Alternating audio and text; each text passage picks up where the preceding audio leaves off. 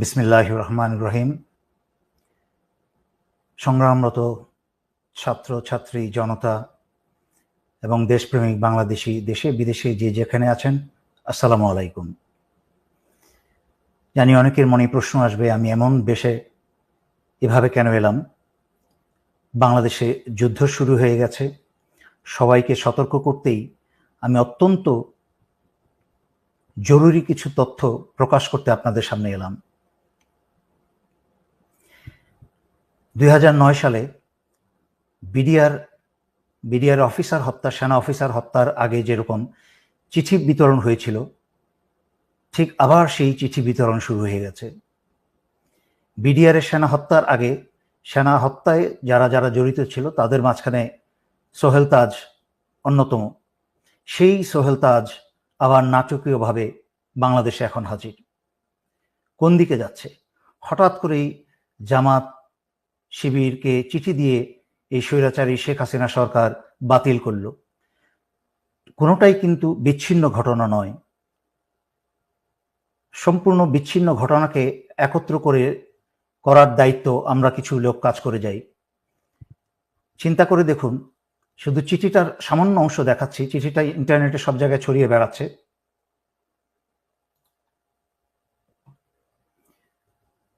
চিঠির লেখা দেখুন। প্রিয় জেনারেল সাহেবগণ, পরিবর্তনের ধ্বনি কি শুনতে পাচ্ছেন? সোজা চলে যাই। আপনারা 2009-এর বিডিআর হত্যাযজ্ঞ থেকে কোনো শিক্ষা গ্রহণ করেননি। সাধারণ সৈনিকদের লেখা এই খোলা চিঠিটি সেটারই প্রমাণ বহন করে। একটু সতর্ক করে দিই আপনাদেরকে, এই স্বৈরাচার সরকারের পতন কিন্তু সময়ের ব্যবধান মাত্র। তারপরে অনেক কথা লেখা আছে। আরেকটা চিঠিতে চলে যাই, আরেকটা অংশ। কতটা নিচে নেমেছে সেনাবাহিনীর ভাবমূর্তি একবার চিন্তা করুন। কোথায় গেল সেই চেতনা ও মূল্যবোধ যা আপনারা আমাদের দিনরাত মুখস্থ করান? কোথায় গেল আপনাদের সেই চির উন্নত মমশির? শির বলতে আর কিছু অবশিষ্ট রেখেছেন? উন্নত না অনুন্নত সে কথা তো পরে।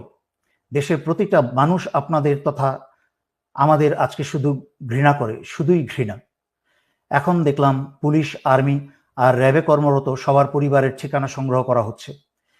ডেটাবেস তৈরি করা হচ্ছে যাতে তাদের পরিবারের উপর প্রতিশোধ নেওয়া যায়। স্যার, ব্যাপারটা একবার ভেবে দেখেছেন? আপনাদের আদেশে আমরা ছাত্র হত্যা করব আর ওরা আমাদের পরিবারে হাত দিবে। স্যার, শুনতে পাচ্ছেন? আপনারা কি পারবেন আমাদের পরিবারের নিরাপত্তা দিতে? পারবেন পুরো দেশটাকে ক্যান্টনমেন্ট বানিয়ে ফেলতে? চিঠিটা আরো বেশ বড়, তবে এই চিঠিটায় যেই কথাগুলো উল্লেখ করা হয়েছে, যারা আপনারা সচেতন নাগরিক, দেশপ্রেমিক নাগরিক, যারা আমার লাইভ বা ভিডিও আপনারা দেখেন, তারা নিশ্চয়ই শুনেছেন। বহুদিন যাবৎ আমি সতর্ক বাণী দিয়ে আসছিলাম। এভাবে বলছিলাম যে এই বাংলাদেশের সাধারণ সৈনিকের পরিবাররা কিন্তু গ্রামে গঞ্জে থাকে, তারাও অত্যাচারিত। কিন্তু সেনানিবাসে এই হাসিনার পয়সা খেয়ে যারা আজকে দেশ এবং জনগণের বিরুদ্ধে কাজ করছেন, তাদের ভবিষ্যৎ পরিণতি কি হবে আমি কিন্তু বারবার সতর্ক করে আসছিলাম। যদিও ছাত্রছাত্রী এবং জনতার উপর যারা গুলি চালিয়েছে সেটা সমগ্র সেনাবাহিনী চালায়নি, চালিয়েছে হাসিনার পোষা এবং হাসিনার বাছাই করা যাদেরকে ঢাকায় 46 ব্রিগেডে বসানো হয়েছে। তার মাঝখানে একজন হচ্ছে অত্যন্ত জঘন্য চরিত্রের ব্রিগেডিয়ার জেনারেল ইমরান, যে শেখ হাসিনার প্রধানমন্ত্রী কার্যালয়েই ছিল এক সময়, এবং তার ক্যাডেট কলেজের বন্ধু বান্ধবের মতামতে সে একটা সাইকোপ্যাথ। সে নিজের আপন ভাইকেও ঠান্ডা মাথায় খুন করতে দ্বিধা করবে না, এবং তার ক্যাডেট কলেজের বন্ধুরা তাকে বহুবার তাদের কাছ থেকে বিচ্ছিন্ন করেছে তাকে। এই সাইকোপ্যাথকে, হাসিনার মতো এক সাইকোপ্যাথ, এই সাইকোপ্যাথকে 46 ব্রিগেডে বসিয়েছে। আর 46 ব্রিগেড চলে হচ্ছে হাসিনার আত্মীয় বর্তমান সেনা প্রধান জেনারেল ওয়াকারের সরাসরি নির্দেশে, কোনো ডিভিশনের অধীনে নয়। গুলিগুলা ছুড়েছে হচ্ছে এই 46 ব্রিগেডের কিছু কুসেনা, চরিত্রহীন কিছু কুসেনা, সমগ্র বাংলাদেশের অন্যান্য সেনানিবাসে থাকা সেনারা না। তাই আপনারা সমগ্র সেনাবাহিনীর উপর ভুল বুঝবেন না। যদিও সেনাবাহিনীর দায়িত্ব ছিল জনগণের কাতারে দাঁড়িয়ে আসা, জনগণ এবং দেশকে রক্ষা করা, সেইটা পবিত্র দায়িত্ব হচ্ছে জনগণের। যাই হোক, যেহেতু হাসিনা তার সর্বোচ্চ ক্ষমতা ব্যবহার করে ফেলেছে, ক্ষমতায় টিকে থাকার জন্য পুলিশ, বিজিবি, প্যারামিলিটারি সব ব্যবহার করেছে, এমনকি সশস্ত্র বাহিনী ব্যবহার করে কারফিউ পর্যন্ত জারি করেও ছাত্র জনতার বিরুদ্ধে পরাজিত হয়েছে। এখন স্বৈরাচারী শেখ হাসিনার হাতে আর কোনো শক্তি বাকি নেই। সেই কারণে স্বৈরাচারী শেখ হাসিনা বাংলাদেশের চিরশত্রু ভারতের ষড়যন্ত্রের কে আহ্বান জানিয়েছে বিডিআরের মতো আরেকটা হত্যাকাণ্ড ঘটাতে।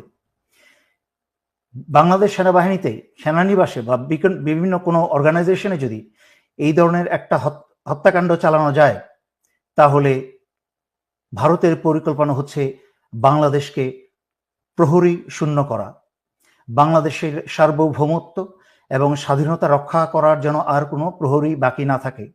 তাই নিজেদের মাঝখানে রক্তক্ষয় শুরু করে দিয়ে সেনাবাহিনীর অফিসার এবং দেশপ্রেমিক সেনাদেরকে হত্যা করে হাসিনা বাংলাদেশের ভিতরে ভারতীয় সেনা প্রবেশ করাবে।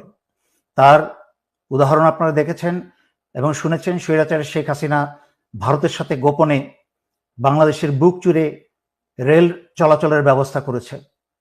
যেই ভারতের রেল বিভাগের ভারতীয় সৈন্যের সংখ্যায় প্রায় 70,000 প্রশিক্ষিত সৈন্য, তারা যে কোনো সময় যে কোনো প্রয়োজনে এই উপমহাদেশে যেখানে ভারতের রেল চলে, রেল যোগাযোগ আছে, সেখানে প্রয়োজনে তারা মুহূর্তেই হাজির হয়ে যেতে পারে। তার মানে এই রেল ব্যবস্থার নাম করে বাংলাদেশের ভিতরে চাইলে ভারত প্রয়োজনে 70,000 সেনা মোতায়েন করতে পারে। একদিকে বাংলাদেশের প্রহরী সেনা হত্যা করবে, আর একদিকে ভারতীয় সেনা প্রবেশ করে বাংলাদেশ দখল করবে এবং স্বৈরাচারী শেখ হাসিনাকে বাঁচাবে। আর তার দায় দায়িত্ব সম্পূর্ণ চাপাবে হচ্ছে জামাত শিবিরের উপরে, এবং স্বৈরাচারী শেখ হাসিনা বলবে যে এই কাজ করে শুরু করেছে বাংলাদেশ সেনাবাহিনীর ভেতরে থাকা জামাতের লোকজন বা শিবিরের লোকজন, যা স্বৈরাচারী শেখ হাসিনার চোরপুত্র জয়ের মুখে থেকে আমরা বেশ কয়েকবার শুনেছি যে সেনাবাহিনীর ভিতরে জামাত শিবির আছে। সুতরাং আমি সকল জনগণকে অনুরোধ করছি, আপনারা এই মুহূর্ত থেকে অত্যন্ত সচেতন হয়ে যান। কোথাও আপনারা একা থাকবেন না। কোথাও আপনাদেরকে বাসা বাড়িতে এলাকায় যদি পুলিশি হানা হয়, তাহলে আপনারা সারা এলাকার মানুষ ঘিরে ধরবেন এবং ছাত্রছাত্রী তোমরা সবাই পকেটের মাঝখানে তোমরা মরিচের গুঁড়া রাখবে। কাছের থেকে এসে ছাত্রলীগ, পুলিশ যারাই তোমাদেরকে ধরে নিয়ে যেতে চাইবে, তাদের চোখে মুখে মরিচের গুঁড়া মেরে দাও। এটা হচ্ছে ন্যূনতম তোমাদের ডিফেন্স। তাছাড়াও হাতে যা পারো তোমরা রাখো সংঘবদ্ধভাবে। নাও আসছি সর্বোপরি সশস্ত্র বাহিনীর প্রতি। ইতিমধ্যে 57 জন ভাই হারিয়েছেন, তখন কোনো পদক্ষেপ নেন নাই ভাইদের বাঁচানো। দেশ ভারতের দখলে চলে গেছে এই স্বৈরাচারী হাসিনার কারণে। 15 বছর ধরে যাবৎ বাংলাদেশের সবকিছু স্বাধীনতা, সার্বভৌমত্ব, এমনকি জনগণের জান মাল, বাংলাদেশের অর্থনীতি সবকিছু ভারতের হাতে তুলে দিয়েছে। আরো অপেক্ষা করবেন নিজের এবং নিজের স্ত্রী সন্তানের রক্ত দিয়ে?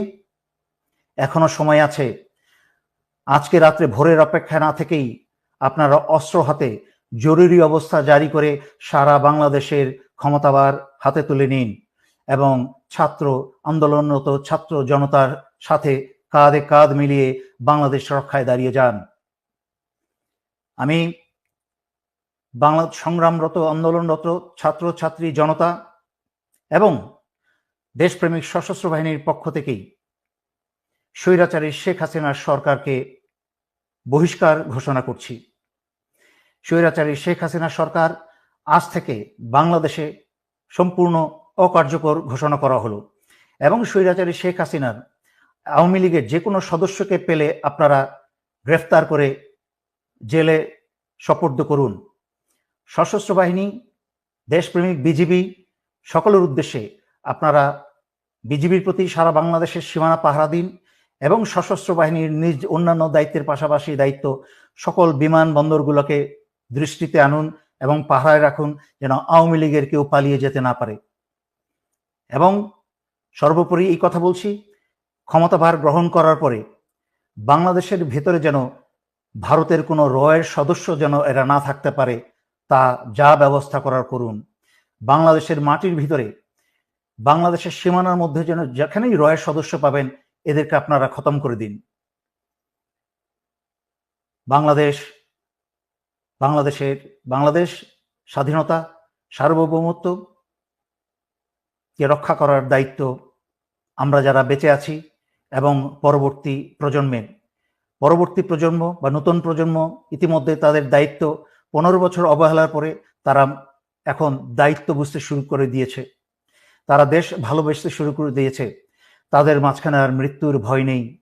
তাদের মাঝখানে যখন মৃত্যুর ভয় চলে গেছে তখনই হয়েছে স্বৈরাচারী শেখ হাসিনার ক্ষয়। হাসিনাকে আর এক মুহূর্ত টিকতে দেওয়া যাবে না। যেখানেই পাবেন এদেরকে আপনারা গণধোলাই দিতে শুরু করেন। সশস্ত্র বাহিনী, আবারও বলছি শেষ কথা, জরুরি অবস্থা জারি করে বাঁচতে হলে, দেশকে বাঁচাতে হলে, জনগণকে বাঁচাতে হলে জরুরি অবস্থা জারি করে এখনই ক্ষমতা হাতে নিন। এই বলে আমি আজকের জন্য এখানেই শেষ করছি। ধন্যবাদ। আসসালামু আলাইকুম।